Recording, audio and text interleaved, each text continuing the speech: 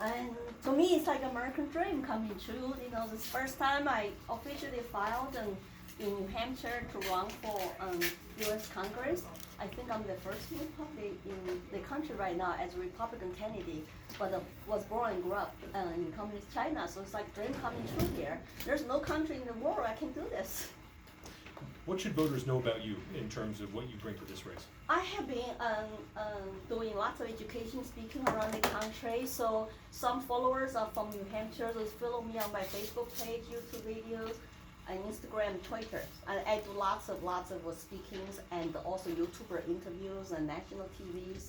Include yours, three interviews. So I think I'm ready to meet people in person besides just YouTube or social media. I like to go to town hall meetings and libraries and community events for July 4th or your local community. Whoever wants to meet with me, I'm really not that partisan. I want to connect with people of New Hampshire, especially independents, that they're looking for options. They're looking to actually improve their lives with this high inflation in the country, gas price so high, people are suffering. I like to hear their concern to see what I can help with. Can you tell us more about your background? What do you do for work? What have you been doing for work? So I was trained in China as a lawyer and a faculty member in law school in Shanghai before I came here at the age of 23. And after I came here, I, of course, went to graduate school, master's degree in social work, actually. So I have lots of Democrat friends in that school. And I learned how to basically just to speak English, learn about my new country, how to get involved in local democracy, like I run for a school board, for my like local charter school and the HOA board, and I did all the grassroots things to learn about grassroots democracy, how people to govern themselves instead of like China, super leader is going to tell you, or same the man right now in China tell 1.4 billion Chinese how to live their lives.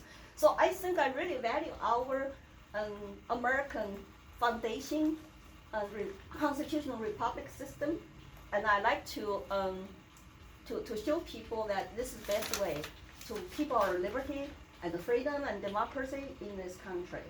And so I become self-employed when I was laid off in the year of 2000, and I started my own business and was not profitable for years. You know, my husband's job and to pay for mortgage and to pay for lots of bills.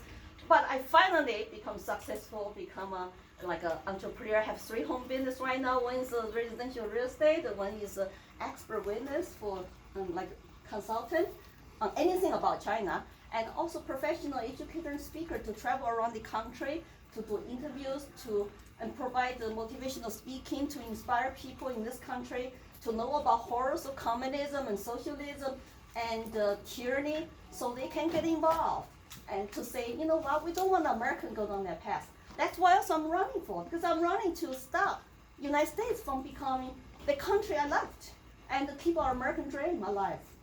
Lily, how should the U.S. relationship with China be different? Should we be more antagonistic to China? Should we call out China more than we do now as a country? Well, that lots of Chinese people live under tyranny. They don't have voice inside China. And even some of the people in this country truly don't have voice because they're afraid to get canceled. If they do something not politically correct, can lose their job, lose their career. That's one thing I really don't like. What I see, we have to represent the shining city on the hill for the freedom lovers all over the world. That means we have to speak up to protect human rights, to call out China's human rights abuses. They just locked down like 1/4 of the population in China, 370 million people, for 10 weeks. My friends were hungry in their homes. They have money but could not buy food. They just let out on a limited basis now with the pass. So it's not really free country. You need a permission to have a little bit freedom. And I constantly call out China, and they're trying to discredit my campaign, say that I'm a traitor because I'm speaking bad about CCP, about CCP's dictatorship and treating their own citizens like animals. They even kill pets. If you test positive, you go to quarantine camps, then they kill your dogs and cats. It's really hard to watch. And they have no respect for human dignity and human rights. They're doing cultural genocide in Xinjiang, and they're doing Falun Gong organ harvesting, and the people go travel to China for organs that sell to you for 200,000 each. Just keep in mind, they might be from a live human beings. And so this is all those crimes that we need to expose them in the world and call them out. Of course, I am a free trader, and I like to talk about free trade, but with China, we have to really be careful. Are you trading with a private company, or you're trading with the Chinese government, or even military-owned companies? So we need to differentiate that. And if we rely on China for supply chains, where China is like could be just like a Russia, it's not predictable what they would do, and we need to move away from relying on China for our supply chains, and by being competitive, by bringing our jobs home, and by being independent. So we can really reevaluate the whole situation with China policy we have had, like include the World Trade Organization, World Health Organization, and as America, we're not subject to all the world organizations. We do not vote for those people. And if I get elected, my oath is to defend U.S. Constitution and represent people in my district. Thanks for your time. Oh, thank you. Good luck to That's you. great. Good Yeah, luck to you. I need it, please. Yeah.